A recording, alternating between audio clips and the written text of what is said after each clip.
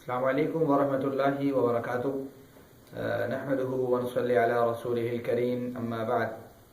قال الله تعالى في القرآن المجيد والفرقان الحميد: والذين يؤمنون بما أنزل إليك وما أنزل من قبلك وبالآخرة هم يوقنون. محترم سامعین و سامعات، آج ہم انشاءاللہ سورۃ بقرہ کی آیت نمبر 4 کا مطالعہ کریں گے. ہمیں اس بات سے آگاہ ہونا چاہیے کہ ہم پڑھ کیا رہے ہیں، ہم کن لوگوں کے بارے میں پڑھ رہے ہیں. ان آیات میں، قرآن مجید کی سورۃ بقرہ کی ان آیات میں ہم کن لوگوں کا مطالعہ کر رہے ہیں. گزشتہ لیکچر میں ہم یہ بات پڑھ چکے ہیں کہ قرآن مجید میں سورۃ بقرہ کی آیت نمبر 1 سے لے کر آیت نمبر 5 تک جو تذکرہ اللہ تعالیٰ نے کیا ہے وہ اللہ تعالیٰ نے ایمان والوں کا کیا ہے. آپ پڑھیے قرآن مجید میں: الف لام میم ذالک الکتاب لا ریب فیہ ھدی للمتقین الذین یؤمنون بالغیب ویقیمون الصلاۃ ومما رزقناہم ینفقون والذین یؤمنون بما انزل الیک. اللہ تعالیٰ نے یہاں پہ مومنوں کی جو ہے کوالٹیز کا ذکر کیا ہے، اللہ تعالیٰ نے ان کی خصوصیات کا ذکر کیا ہے. ٹھیک ہے، ان میں سے اب آگے جو خصوصیت آج بیان ہونی ہے، ہم سب سے پہلے اس کا ترجمہ پڑھیں گے، اس کے بعد اس کو تھوڑا گرامیٹیکلی دیکھیں گے، اینڈ دین اس کو ہم جو ہے نا اصلاحی حوالے سے تھوڑا سا نظر کریں گے. تو آئیے قرآن مجید ہے جی، یہاں پہ دیکھیں گے جی والذین یؤمنون. واو کا معنی ہم پیچھے پڑھ چکے ہیں، واو کا معنی ہوتا ہے اور. الذین وہ لوگ، یؤمنون جو ایمان لائے، بما اس چیز پر، انزلا جو نازل کی گئی، الیکا آپ کی طرف، وما انزلا اور جو نازل کی گئی، نازل کیا گیا، من قبل کا آپ سے پہلے، وبالآخرتی اور آخرت پر، ہم وہ سب، یوقنون یقین رکھتے ہیں. یہ آج کی آیت کا ترجمہ ہے مختصر سا. ہم تھوڑا اس کو گرامیٹیکلی دیکھتے ہیں اس کے بعد، اور اس کے بعد ہم تھوڑا اس کو تفصیلاً تھوڑا سا گفتگو کریں گے. سب سے پہلے واو. یہ واو کا معنی ہے اور، ہم پیچھے پڑھ چکے ہیں. اس بات کو یاد رکھیے کہ یہ واو جو ہے اکثر و بیشتر اور کے معنی میں استعمال ہوتی ہے، بعض جگہ پہ قسم کے معنی میں بھی استعمال ہوتی ہے، والفجر ہے، والعصر ہے، لیکن اکثر و بیشتر جو ہے یہ واو اور کے معنی میں استعمال ہوتی ہے. اس کو اپنے ذہن میں رکھیے گا کہ واو کا معنی ہے اور کون کون سی خصوصیات ہیں مومنوں میں. والذین اور وہ لوگ، یؤمنون جو ایمان لائے. یہاں پہ ہم پڑھ چکے ہیں کہ یؤمنون اصل میں یؤمنو اور واو اور نون کے ساتھ ملا ہوا ہے. یؤمنو یہاں پہ ورب ہے، فعل ہے، اور واو اور نون یہ جو لفظ ہے یہ اسم ضمیر ہے، یہ پروناؤن ہے جو یہاں پہ یوز کیا گیا ہے، اور یہ جمع کے صیغے کے لیے استعمال ہوتا ہے جو اس کے لفظی معنی کو جو ہے وہ اس کے معنی کو جو ہے وہ جمع میں کر دیتا ہے. یہ اس کے لیے ہم پیچھے پڑھ چکے ہیں. یؤمنون ہم پیچھے بھی پڑھ چکے ہیں، ہم نے اس کو الگ الگ کیا تھا اس لیے کہ ہمیں پتہ لگے کہ جب بھی واو اور نون آتا ہے تب جو ہے اس کا معنی ایکسچینج ہوتا ہے. اس چینج سے کیا فرق پڑا واو اور نون سے کہ پہلے یؤمنو اگر ہم کہتے ہیں تو وہاں پہ ایک فرد مراد ہوتا کہ وہ ایک بندہ جو ایمان لے کے آیا ہے، بٹ یہاں پہ ہم نے جب واو اور نون یوز کیا تو اس کے معنی میں جمع کا جو ہے نا جمع کا آنسر پایا گیا، جمع آ گیا. تو اس بات کو ذہن نشین رکھیے گا کہ واو اور نون کیا کرتا ہے، جمع کے معنی میں اس کو کنورٹ کر دیتا ہے. اکثر بیشتر اسی طرح کے قواعد اگر ذہن میں رکھیں گے تھوڑے سے ٹیپیکل نشاندہی کرنے کے لیے، اپنے مائنڈ کو سیٹ کرنے کے لیے کہ ہم نے ترجمہ کس طرح کرنا ہے، ہمارے لیے آسانی ہو. تو یؤمنون جو ایمان لے کے آئے. اب یؤمنون میں نے آپ کو بتایا تھا کہ عربک میں یہ فعل مضارع ہے، اس میں معنی دونوں ہوتے ہیں. اس میں حال کا معنی بھی ہوتا ہے اور اس میں استقبال مستقبل کا معنی بھی ہوتا ہے، یعنی کہ اس میں دونوں زمانے کے معنی پائے جاتے ہیں. والذین اور وہ لوگ، یؤمنون جو ایمان لائے یا جو ایمان لے کے آئیں گے، سارے کس چیز پر؟ بما. اب بما جو ہے یہ لفظ، اس میں دو لفظ ہیں، ایک لفظ ہے با، ایک لفظ ہے ما.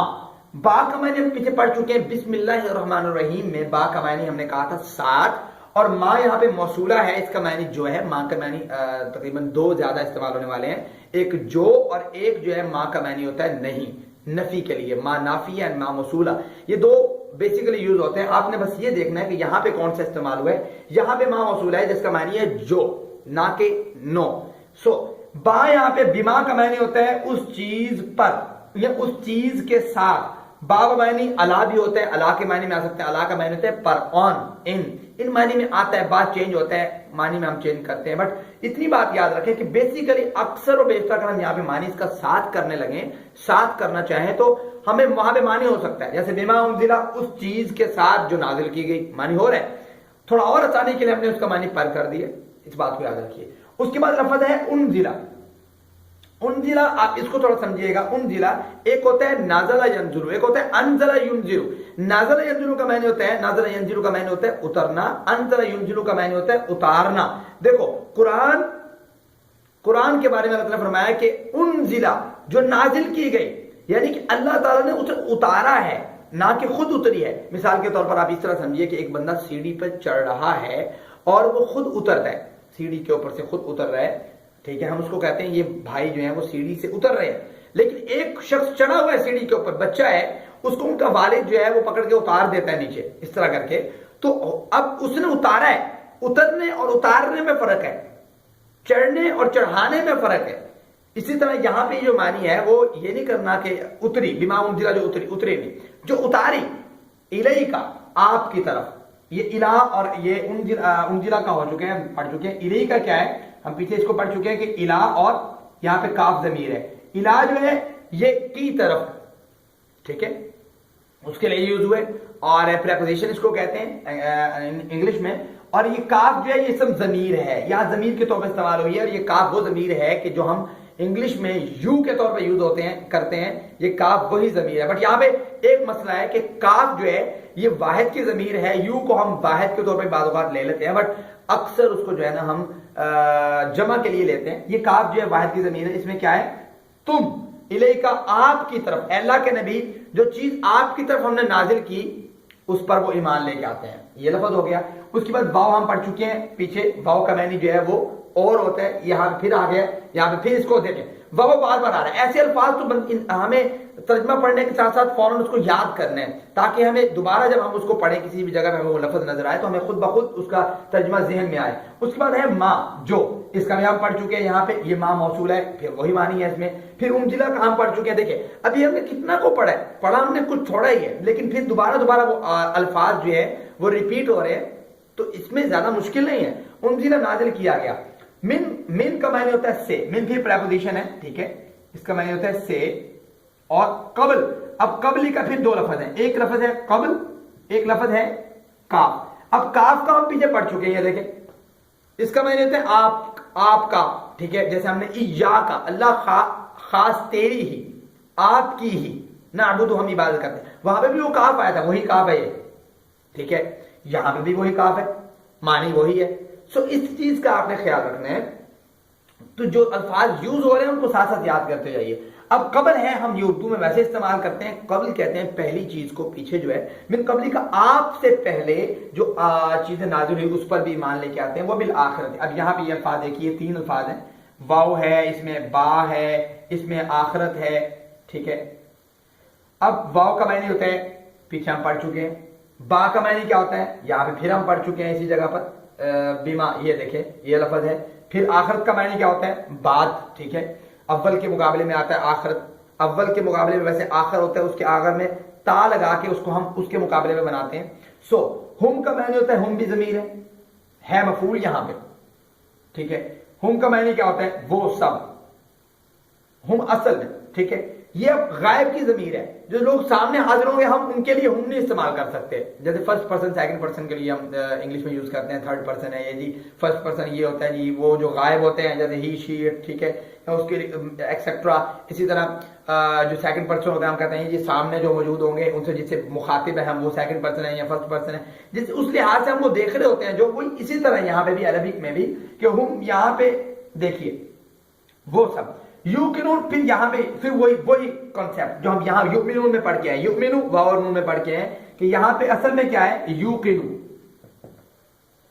پھر اس میں جو چینج ہوئی او کانا یوقنو، کیا اس میں چینجنگ ہے، اصل میں لفظ کیا تھا، وقع یقین جو بھی تھا. بٹ یہاں پہ جو بیسیکلی ہم نے سمجھنا ہے وہ یہ ہے کہ یوقنو اور اس کے ساتھ جو لفظ آیا ہے وہ واو اور نون ہے. واو اور نون نے کیا کیا، جو کام یہاں پہ واو اور نون نے کیا کہ اس کے معنی کو جمع کر دیا، یہاں پہ بھی واو اور نون نے وہی کام کیا کہ اس کے معنی کو جمع میں کر دیا. یوقنو کا معنی تھا یقین رکھنا. یہ اس کی گرامیٹیکلی تھوڑی سی بالکل ٹچ پوائنٹ ہے. اب ہم تھوڑی سی اس کی تشریح کی طرف آتے ہیں.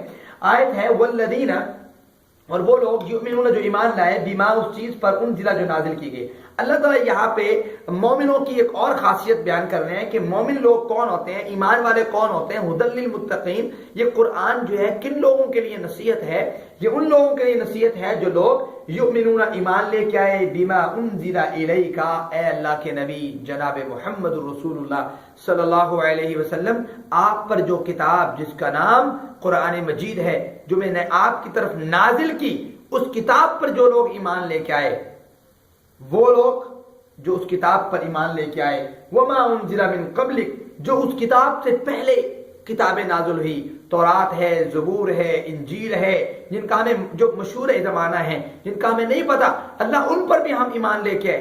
جب یہ عقیدہ ہمارا بنے گا، آگے سنیے گا، وبالآخرۃ، اور آخرت پر بھی، ہم وہ سب یوقنون، یقین رکھتے ہیں۔ یہ تین کوالٹیز اللہ تعالیٰ نے اس آیت میں بیان کی ہے مومن انسان کی، کہ یہ قرآن کن لوگوں کے لیے ہدایت ہے، متقین کون لوگ ہوتے ہیں، کہ یہ تین کوالٹیز ہیں۔ نمبر ایک کہ وہ کیا کرتے ہیں، اللہ کے رسول جناب محمد رسول اللہ پر جو کتاب نازل ہوئی صلی اللہ علیہ وسلم، وہ کتاب قرآن مجید، اور جو پہلے نبیوں پر نازل ہوئی، تورات ہے حضرت موسیٰ پر، زبور ہے حضرت غالباً داؤد علیہ السلام پر، انجیل ہے حضرت عیسیٰ علیہ السلام پر، ان سب کتابوں پر، اور دیگر صحیفے یہ وہ جتنے بھی جو معلوم ہیں جو نامعلوم ہیں، سب پر ایمان لے کے جناب، جیسے اللہ کے رسول صلی اللہ علیہ وسلم کا فرمان ہے، فرمایا کہ اہل کتاب جو ہے آپ سے کوئی بات بیان کرے تو نہ آپ اس کی تصدیق کریں، نہ اس کی آپ نفی کریں۔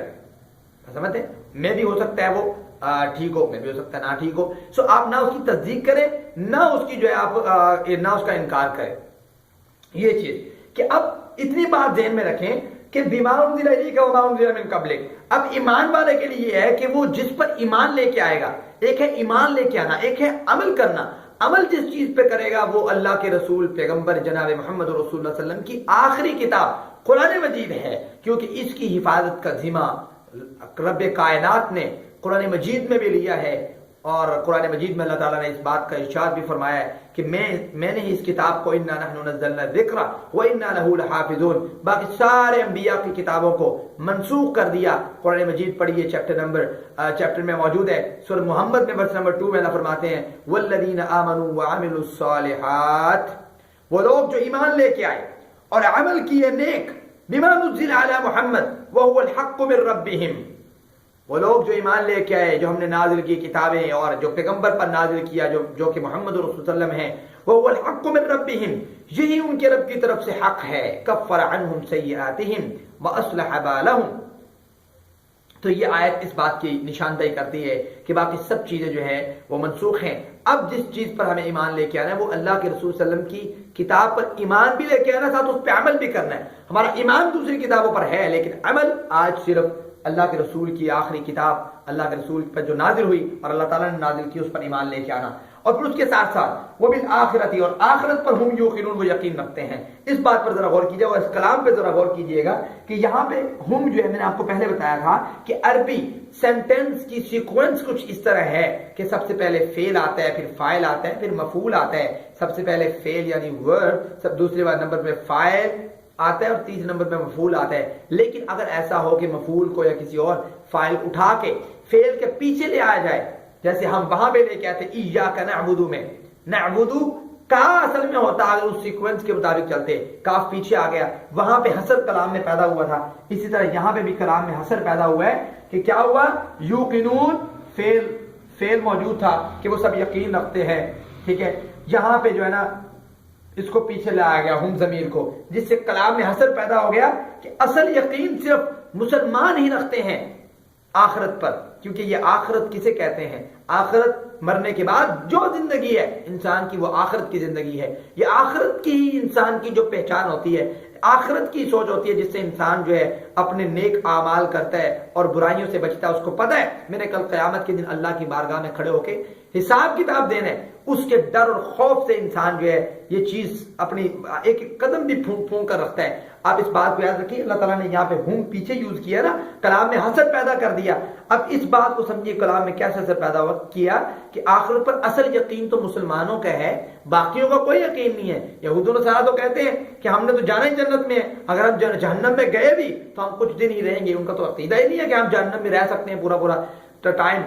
اور دوسری طرف جو ہندو لوگ ہیں ہندو ان کا عقیدہ تناسخ ہے، وہ کہتے ہیں جی جو نیک انسان ہے مرنے کے بعد وہ کسی اچھے جانور کی روح، اچھے جانور کی طور پر اس کی روح جو ہے اچھے جانور میں چلی جاتی ہے، جو برے انسان ہیں ان کی روح جو ہے کسی گندے اور برے جانور میں چلی جاتی ہے، ٹھیک، ان کا یہ عقیدہ ہے۔ اصل عقیدہ جو عقیدہ آخرت ہے، جو عقیدہ اصل ہے جس سے انسان جو ہے سنورتا ہے، وہ عقیدہ مسلمانوں کا عقیدہ ہے۔ ایک حدیث سن کے بات کے اختتام کی طرف آتے ہیں۔